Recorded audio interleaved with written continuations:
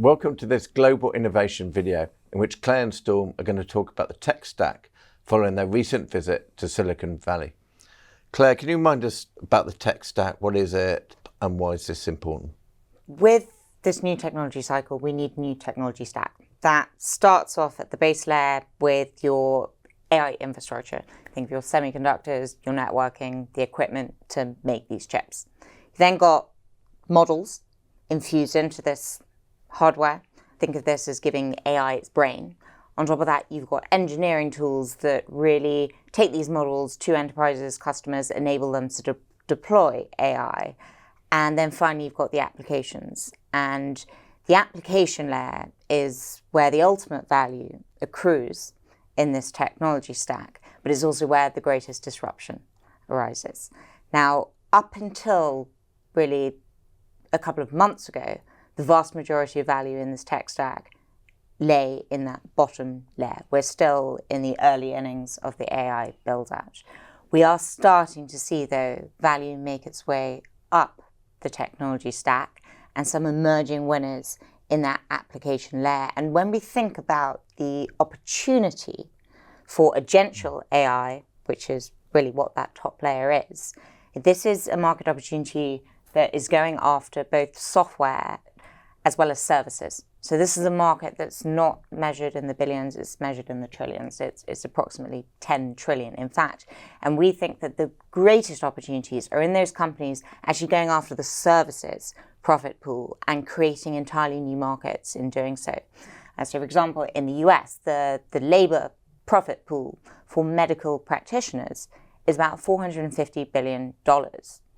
There's a company that we hold called Doximity that really started off as the LinkedIn for doctors. It's now becoming the digital office for doctors. And their AI tools, they've launched something called Doximity GPT.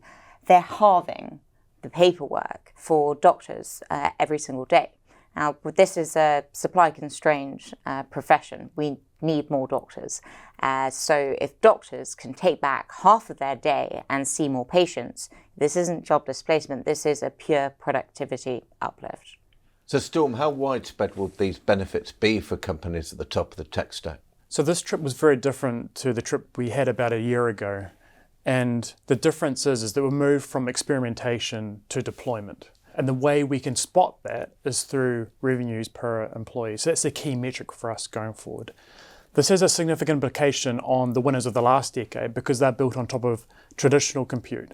Now, if you have the winners of the next decade already deploying AI at scale into the market, that means that traditional companies that have been market leaders over the last decade, built on slow, expensive traditional computing, are not competitive with the younger, smaller, more nimble companies that have integrated and moved into deployment of AI systems going forward.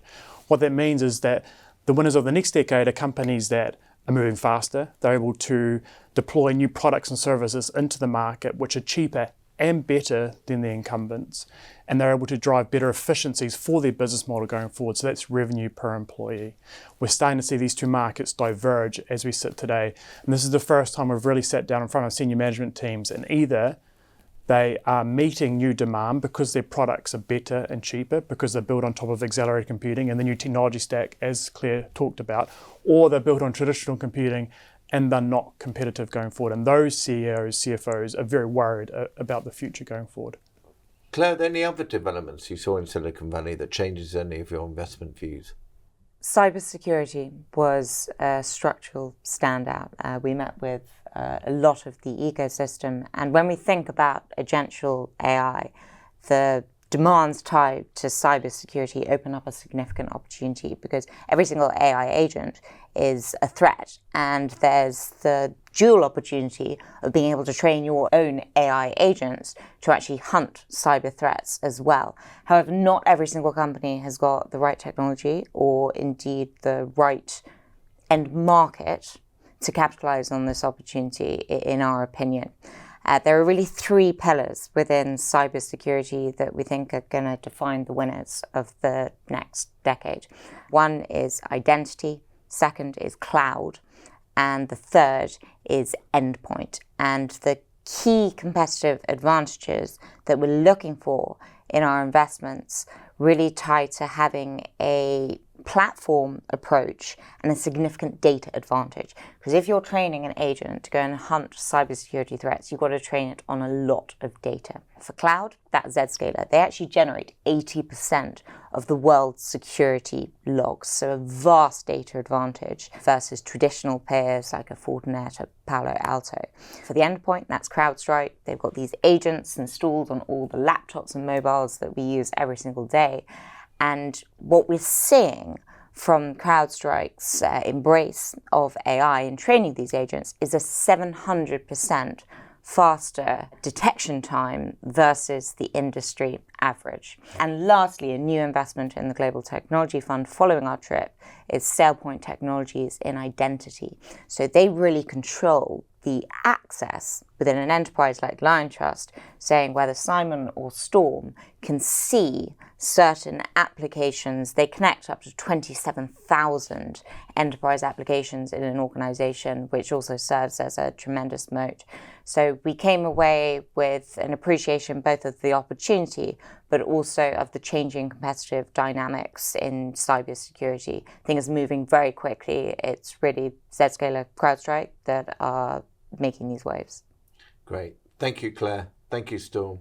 Thank you for watching, and we'll see you for the next Global Innovation video.